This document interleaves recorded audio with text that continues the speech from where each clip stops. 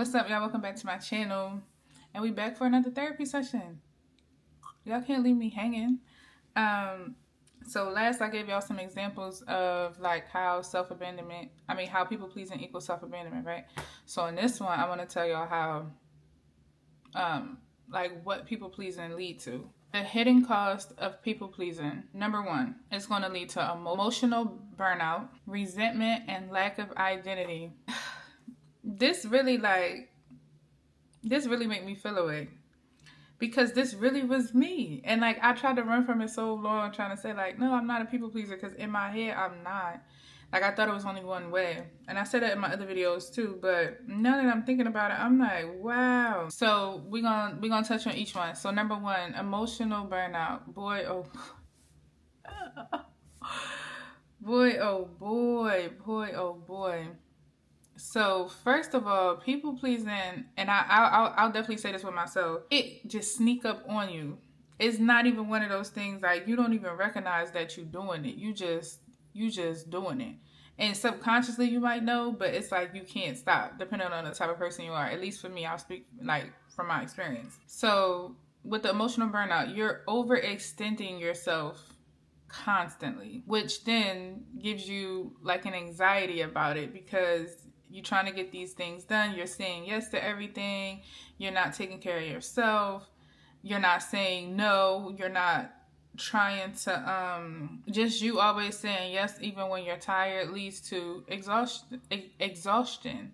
So then when you're exhausted, you're like, that anxiety comes because you're still trying to do that thing. Like, yeah, oh, okay, I said yes, so let me just do this real quick, or let me just wipe this table, let me just cook this food right quick, or let me just do this, let me do that because I said I was gonna do it. When it's like the stuff will still be here regardless. But if you take yourself out and you're not here, then you're not even gonna be here to do it.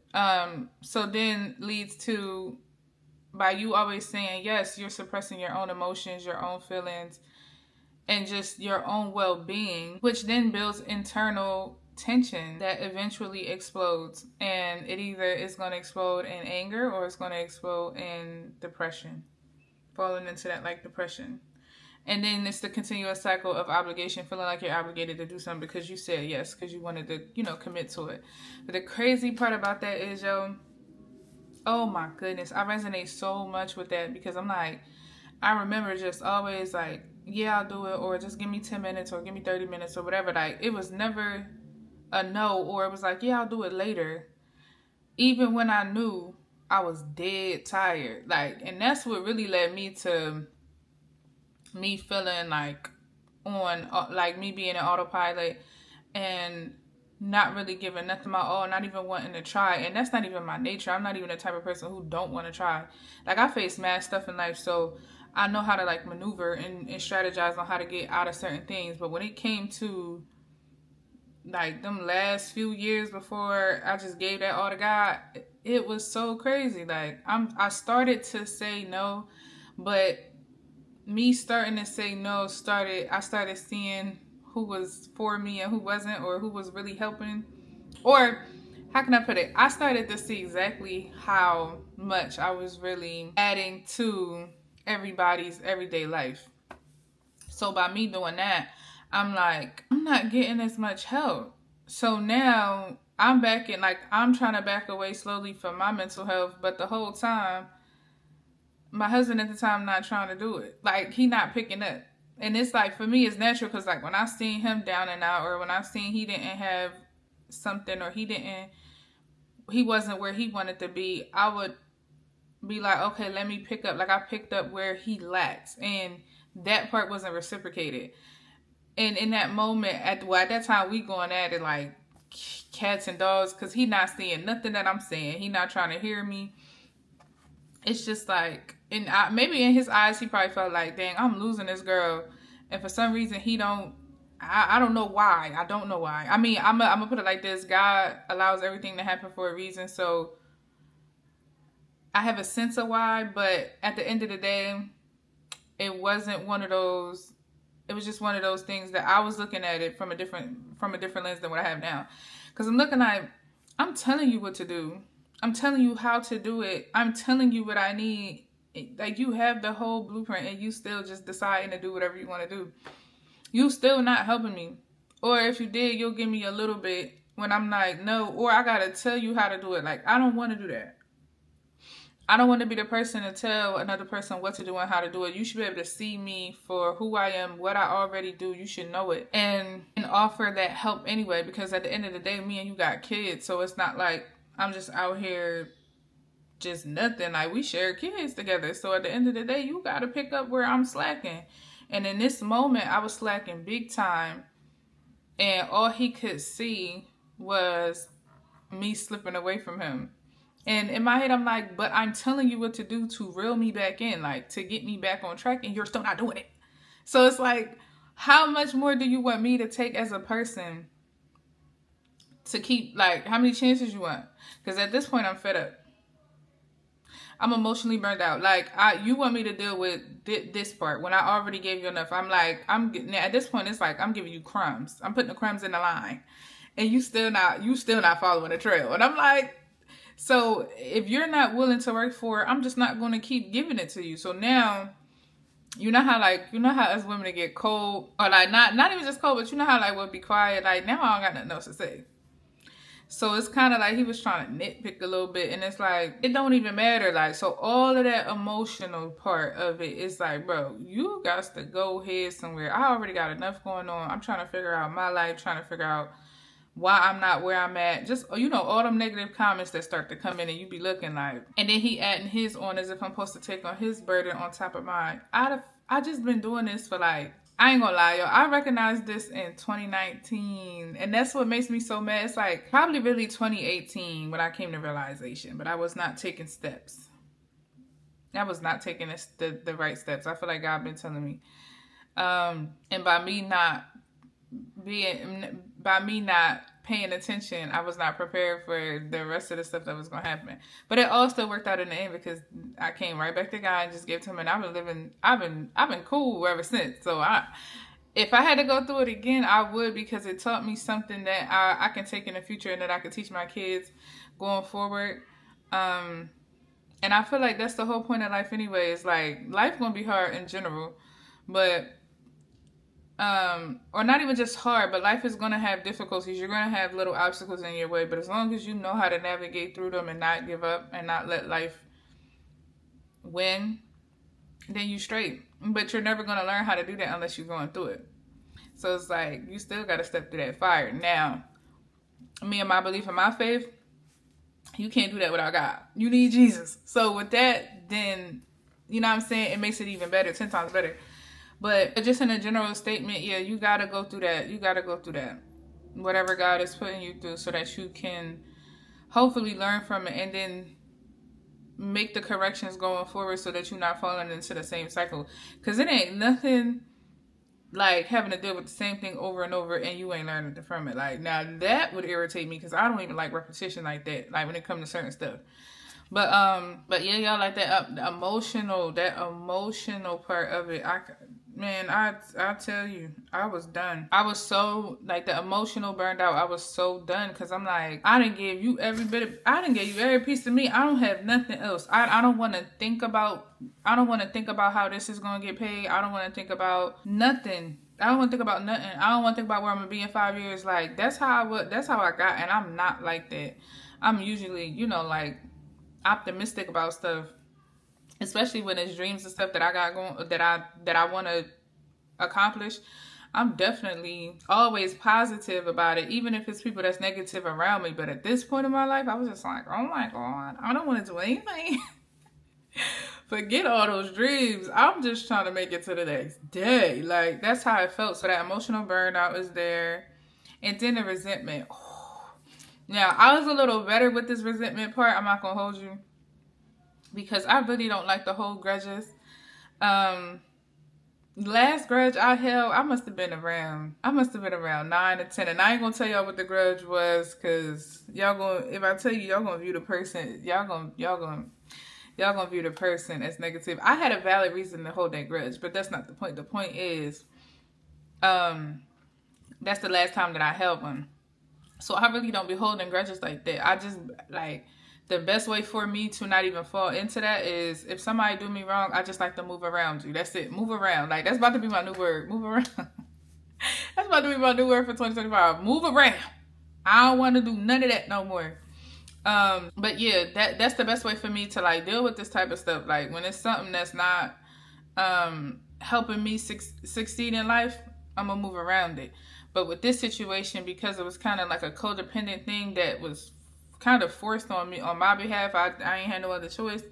It was hard to do that. So then us still having to be in each other's presence, and I'm looking at him like, I don't understand how you're not seeing where I'm coming from. I don't understand how you can't look at me like, what are you looking at me as? I'm supposed to be your wife in this situation. Why aren't you looking at me like my wife is hurting? Why aren't you seeing the hurt and help? You just see hurt and be like, oh, she gonna leave me. Like, that's how I feel he was seeing it, like, she gonna leave me. Yeah, like, you know how I am. I'm not the type of person to sit around and just deal with anything. But in this instance, it was a whole lot of stuff going on at that time where I had to really hold a lot of stuff in, and I could not. I had no exit. It had no exit. And anything that you keep bottling up, eventually it's going to explode. And again, like I said, it's either going to be into anger or it's going to be into like, you fall into like that depressive. I kind of had a little bit of both. Like the anger part was really when he kept trying to have certain conversations that I was already done with. Like, we already talked about this. I don't know why we're having the same talk. Like, it's been times we talk for like 4 or 5 hours, and I'm thinking, all right, maybe he understanding me, maybe he getting it. But I'm the type of person, I'm gonna pull your card. You have to show me. I do not take what nobody say. I take it with a grain of salt, because I don't know how you really, like how you really come, and you gotta show me. Because people can say whatever. And he would say all this standing there and had me thinking like, okay, yeah, all right. Nope.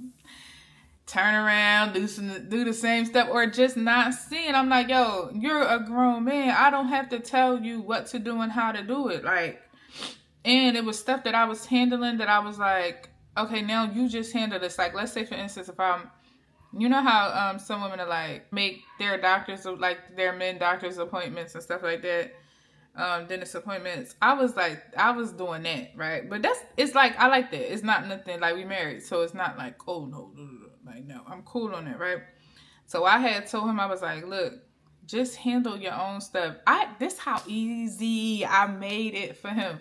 I'm like, just do your own stuff. Just do your own stuff. And I'll handle mine, and then we share the responsibilities for the kids so that I can get myself back on track. Like, at this point, I'm looking at it like, he not even finna help me for real. Not the way that not the way that I want. So at the very least, just handle all your own stuff. Y'all, he can't even do that. Even if I'm like, yo, the bathroom need to be clean. I'm over here cleaning 3 bathrooms. Like, can you clean? I'll get 1 week, you get another week. It's like the simple things that you could have sacrificed to do because you see your wife struggling mentally because things is not going her way, and I want things to go my way, and I think I should be further in life. And they were so small and miniature. And I've said these things time and time again, and yet you still decide to move around me and still just be mad that you're not getting X, Y, and Z from me. I don't know why you would think I would keep continuing to give you the stuff that you want when I'm asking for something and you can't even hear that, to the point where you're not even trying. Y'all know women, y'all know how women be. Women will be like, all right, at least if you try, we could do something with a try. You ain't even try. And if he did, it was probably like, it wasn't long. It was probably like a day or something. And then that's when I just realized, like, you don't want to do it. You just don't want to do it. And I'm not, like, I don't even know if I had hope at that time, because I don't feel like I did. I feel like I knew what he was going to do anyway. But it was just like, in the moment, I'm not even thinking about that, because we're still in each other's space. And I just want to make sure that I keep it cordial, because if we don't, it might get a little violent. So for me not to get it to that, that's where that resentment comes. Like, I'm sitting here telling you, I'm giving you the blueprint, I'm doing X, Y, and Z, and you still not getting it. Like, then you start looking at him like, like you ready to strangle their neck. Because what? The audacity? And this is not it's not the really bad shit, because at the end of the day, I'm cool. Like, we cool. I'm cool on it. I'm done with it. I don't even have nothing. Like, I did not get married to get divorced, but I did not get married to do everything myself either. Like, I don't, at the end of the day, that's not what it was. And the thing about it was that I don't understand, y'all, is this man literally, like, this is not what he showed in the beginning. Because he got other kids, so he was showing that he take care of kids. And I told him I want a lot of kids, so I'm like, or I'm open to a lot of kids. Like, it's not a set number or nothing like that. But I'm like, yeah, I have a lot of kids, a big family, da, da. So we had all these plans. I'm not even mad at the plans not working. At this point, I don't care about nothing or nobody else. All I care about is myself. If I do not get myself on track and stay focused on that so that I can get to wherever God need me to get to, then I'm going to lose my mind. It was already happening. I don't like to put the blame on nobody else and put the finger and be like, oh, this, like, you, but I could see how the resentment can fester, because at the end of the day, it's like you tell this person, you showing them, hey, I need help. You're talking to them. You're being open to the conversation, even when you're frustrated, you know, with your whole stuff and then their whole stuff and then life whole stuff, your kids stuff. Like, you trying to, like, hold it all together, and for them still not to take anything that you say into consideration, all because they just being selfish in a sense, because they just see you slipping away, and they know if you slip away, they, whatever you were providing, they're no longer gonna have. That's it. They know they're not gonna have it. Like, and that's how I look at those things like that, because I'm like, at the end of the day, it is what it is. Yeah, you finna lose me, but I'm telling you how to fix it, but you're not fixing it. So in my opinion, it's not to be fixed. I can't make you do something. And I don't want a relationship like that. I don't want to just be married to somebody because they want it. No, the same type of treatment you get, and I want the same type of treatment back. And I'm such a simple girl. I'm such a simple girl. I don't even need half the stuff that people talk about today. It's simple stuff. And everything that somebody does to me is always reciprocated. If not times two. Like, that's just how I am. That's the type of nature that I'm around, like, or that I carry. So I know you're gonna get it. That's why that's why when people be like, cause he gonna try to play me, right? He gonna try to play me and be like, oh, you're he be calling me a ninja. Y'all know what I'm trying to say, but he be calling me you. I'm like, how am I that? Because you don't see me crying, you don't see me down and out. Okay, that don't mean that I never did it. I'm down in the dumps. I was in your face down in the dumps, looking ragged. Looking like somebody old behind grandma, not doing nothing. I got a mustache.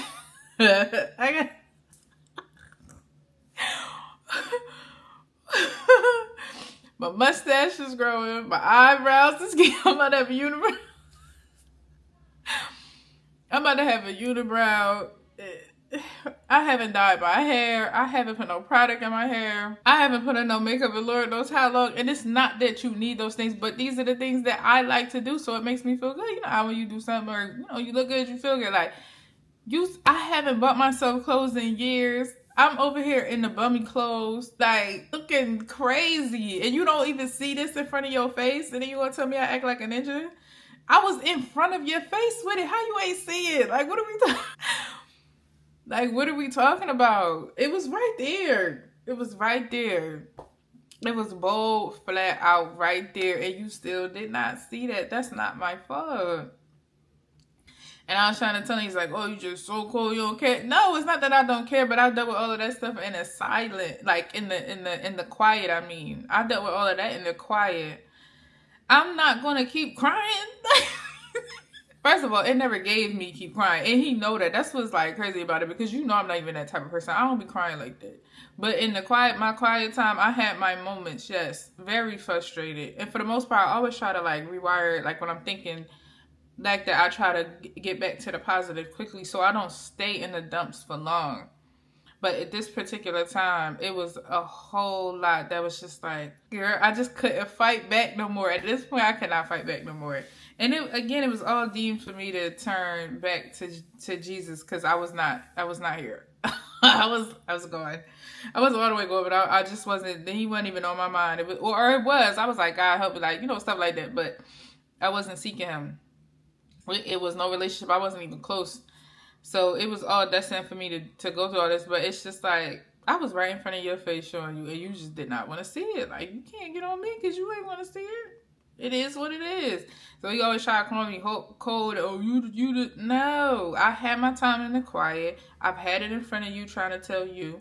When we've had conversations, I'm trying to be cordial and be vulnerable and let you know how I'm feeling. You just not taking heed to nothing I'm saying. That's not my fault. That's yours. And I let it rock. Like, because it is what it is. I'm not going to keep dwelling into that, or I'm really not going to like you. Like, I'm really going to start looking at you like you crazy. And then I'm gonna have to 1-2 you right quick. And that's not who I'm not trying to get there, but that's how you getting me. And when somebody is getting you like that, you gotta move around. We gotta move around them. And then like the lack of identity, like, who am I at this point? What have I turned into? Because now I can't even believe I turned into this, because this whole time this was never me. Like, that's how I know this stuff creeps up on you. Because I was never this type of person. Even when we first got together, I was buying myself clothes. Even if like I was a college kid, so I ain't, at that point when we first got together it was college, so college kids ain't got much. But I'm still like, prioritizing myself. I'm doing my hair, doing my makeup, I was doing my videos, doing stuff that I like to do. We were still going out when we could, and it wasn't like, oh, you had the kid and you just lost yourself. I wasn't trying to. I just wasn't getting the help. And the more kids you start having, the more you start to do, the more you start to realize you ain't done for yourself. The more you start to realize you ain't even eat today. And when I did start to try to prioritize myself with like walking, and then I was doing intermittent fasting and stuff like that, he was still just like making it hard, or was trying to trap me with another kid. Like, I didn't have kids back to back. At least, and this is how I know that he was being selfish with it. Because if I say to you, I'm trying to lose this weight because I'm over 200 pounds and I've never been over 200 pounds, like, this don't feel right to me. If I tell you I'm trying to lose weight and because I've never been over 200 pounds and I don't like that this weight that's on me, and I was cool with even gaining it because I had a kid, like, give yourself grace, whatever it was, and you still don't help me, it's like, and the help is like, watch the kids.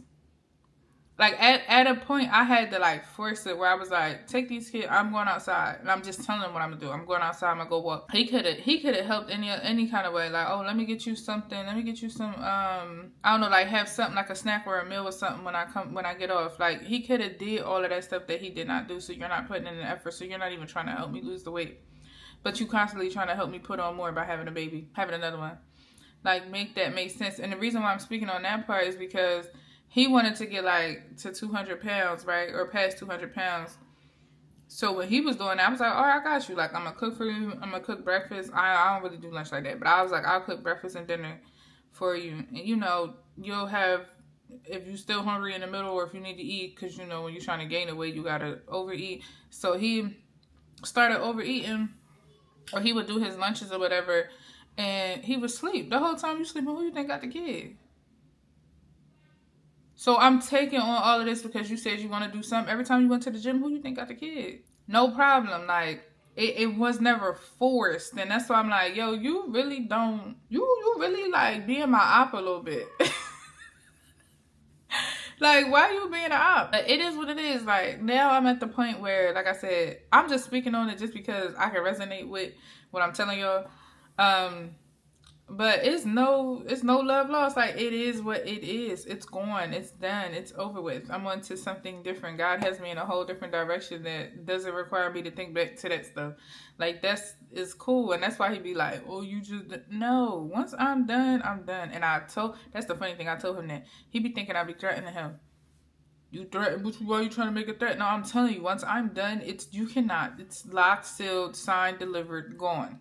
You cannot get it back. I'm not one of them, because I'm not one of the type of girls to just give up for nothing and like not try to at least work it out, especially when it's not nothing that's detrimental. Like, this is just you not listening, you not seeing me. I'm giving you the chance to do that. If it's something like you cheating or something where I just, totally won't accept it, then you're done from the moment that I find out. But if it's not that, then we cool. Like, we can make this work. I'll give you some chances, But he just wasn't seeing it. I don't know what else you want me to do. I'm not finna sit here the rest of my life and be miserable. That's not how this works. And if you don't want to see, and it's not even like, oh, you don't see the value in me. I don't even care about none of that. I know the value that I have in myself. That's the thing about the confidence. And that's why I don't even know how I even got here, because at the end of the day, I'm not really a people pleaser. Like I can normally point this stuff out, but I fell into it with just life happening on top of me trying to hold everything together, and it was all one-sided. So I just think that it's crazy that I had to do it by myself, but again, it's a lesson learned. And yeah, y'all, so that's just, you know, how that's the hidden cost of people pleasing, man. That's the hidden cost of it. It's definitely hidden, because I didn't see a lot of this stuff coming.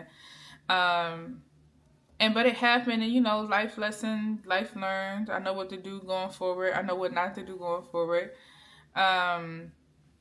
Still trying to keep it cordial, still try to keep it, you know, respectful and stuff for the kids. It all just depends on the other person. That's really what I can say. Like, but at the end of the day, just be gentle with yourself and know that you'll eventually get to where you want to get to. But you gotta stop people pleasing, because it's no fun in that.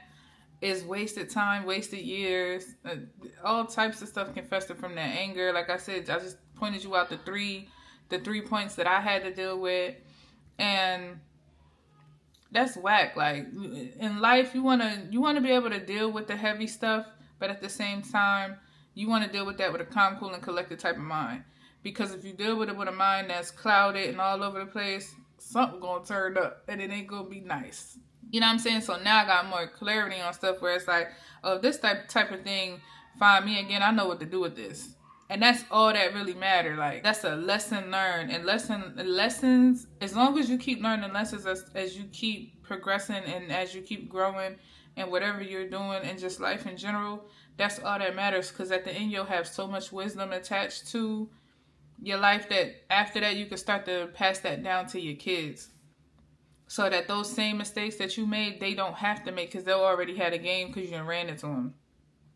And that's really all I care about. I care about changing whatever path I thought I knew or whatever was told to me or given to me, and changing that for my kids and for them to be able to teach their kids and their kids, like that generational type stuff, so that we are no longer in this path of feeling overwhelmed, underprotected. Like, no, we're going to make this whole thing a family again. I don't know where this whole unit of not being close and not being connected and not helping out and whatever, like, no, we're going to bring this back to being a unit, because it's better when you have family in this thing and everybody's working together with no animosity or underlying stuff than it is just you doing it by yourself. And if you always feel like, and for my kids to always know that they got somebody to fall back on, and if for their kids to know they got somebody to fall back on, and it ain't no judgment. Like, we not judging, we just, oh, okay, this what happened. All right, what you learn? Okay, how can we move forward? I'm at the point where I just want to make solutions. That's it. If it's not, if you want to be around me and you don't have a solution for a problem, you got to move around. You got to move around. You got to move around, because we're not playing no more. I'm not playing these type of games. Like, I don't want the negativity around. And now I can spot it from a mile away. So, yeah, y'all, that's the hidden cost of people pleasing. Please stop. It does not help you.